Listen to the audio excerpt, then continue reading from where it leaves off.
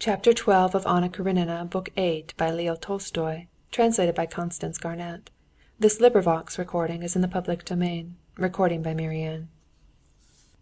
Levin strode along the high-road, absorbed not so much in his thoughts, he could not yet disentangle them, as in his spiritual condition, unlike anything he had experienced before. The words uttered by the peasant had acted on his soul like an electric shock, suddenly transforming and combining into a single whole the whole swarm of disjointed, impotent, separate thoughts that incessantly occupied his mind. These thoughts had unconsciously been in his mind even when he was talking about the land. He was aware of something new in his soul, and joyfully tested this new thing, not yet knowing what it was.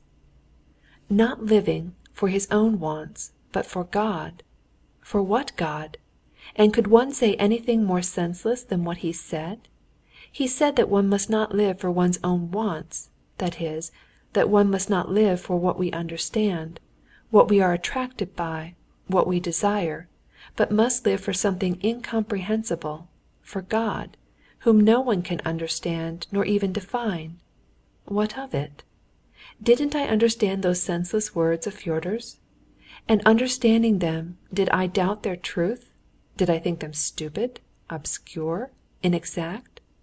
No, I understood him, and exactly as he understands the words. I understood them more fully and clearly than I understand anything in life, and never in my life have I doubted, nor can I doubt about it. And not only I, but everyone, the whole world understands nothing fully but this, and about this only they have no doubt and are always agreed. And I looked out for miracles, complained that I did not see a miracle which would convince me. A material miracle would have persuaded me. And here is a miracle, the sole miracle possible, continually existing, surrounding me on all sides, and I never noticed it. Fyodor says that Kirillov lives for his belly. That's comprehensible and rational. All of us, as rational beings, can't do anything else but live for our belly. And all of a sudden the same Fyodor says that one mustn't live for one's belly, but must live for truth, for God. And at a hint I understand him. And I and millions of men, men who lived ages ago and men living now, peasants, the poor in spirit and the learned, who have thought and written about it, in their obscure words saying the same thing, we are all agreed about this one thing, what we must live for and what is good.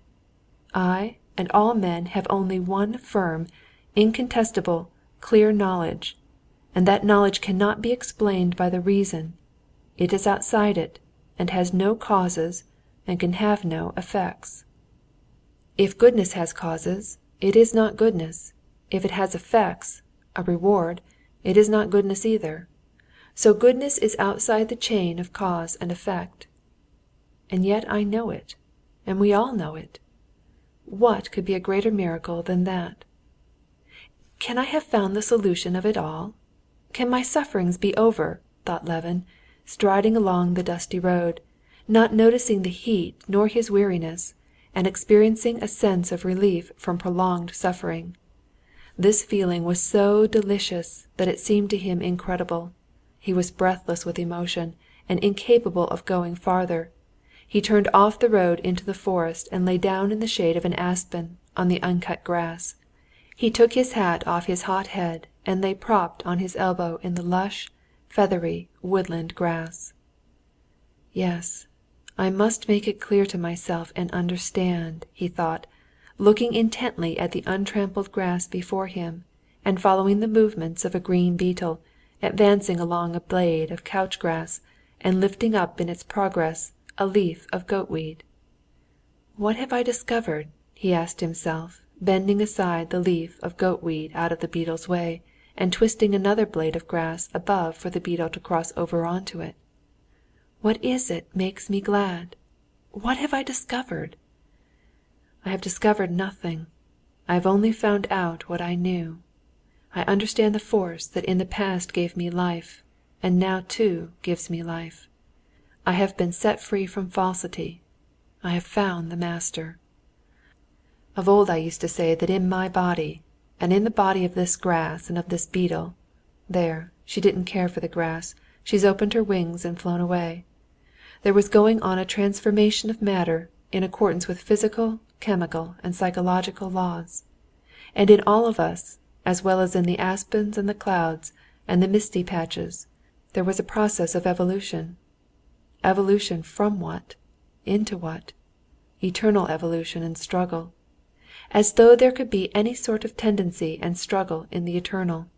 And I was astonished that in spite of the utmost efforts of thought along that road, I could not discover the meaning of life, the meaning of my impulses and yearnings. Now I say that I know the meaning of my life, to live for God, for my soul. And this meaning, in spite of its clearness, is mysterious and marvelous. Such indeed is the meaning of everything existing. Yes, pride, he said to himself, turning over on his stomach and beginning to tie a noose of blades of grass, trying not to break them. And not merely pride of intellect, but dullness of intellect, and most of all, the deceitfulness. Yes, the deceitfulness of intellect, the cheating knavishness of intellect, that's it, he said to himself. And he went briefly through, mentally, the whole course of his ideas during the last 2 years, the beginning of which was the clear confronting of death at the sight of his brother hopelessly ill. Then, for the first time grasping that for every man, and himself too, there was nothing in store but suffering, death, and forgetfulness, he had made up his mind that life was impossible like that, and that he must either interpret life so that it would not present itself to him as the evil jest of some devil, or shoot himself. But he had not done either, but had gone on living, thinking, and feeling, and had even at that very time married, and had had many joys, and had been happy, when he was not thinking of the meaning of his life. What did this mean? It meant that he had been living rightly, but thinking wrongly. He had lived, without being aware of it, on those spiritual truths that he had sucked in with his mother's milk, but he had thought, not merely without recognition of these truths, but studiously ignoring them. Now it was clear to him that he could only live by virtue of the beliefs in which he had been brought up. What I should have been, and how should I have spent my life, if I had not had those beliefs, if I had not known that I must live for God and not for my own desires? I should have robbed and lied and killed. Nothing of what makes the chief happiness of my life would have existed for me. And with the utmost stretch of imagination he could not conceive the brutal creature he would have been himself if he had not known what he was living for. I looked for an answer to my question, and thought could not give an answer to my question. It is incommensurable with my question. The answer has been given me by life itself, in my knowledge of what is right and what is wrong, and that knowledge I did not arrive at in any way. It was given to me, as to all men. Given, because I could not have got it from anywhere. Where could I have got it? By reason could I have arrived at knowing that I must love my neighbor and not oppress him? I was told that in my childhood, and I believed it gladly, for they told me what was already in my soul. But who discovered it? Not reason. Reason discovered the struggle for existence, and the law that requires us to oppress all who hinder the satisfaction of our desires. That is the deduction of reason. But loving one's neighbor, reason could never discover, because it's irrational. End of chapter 12.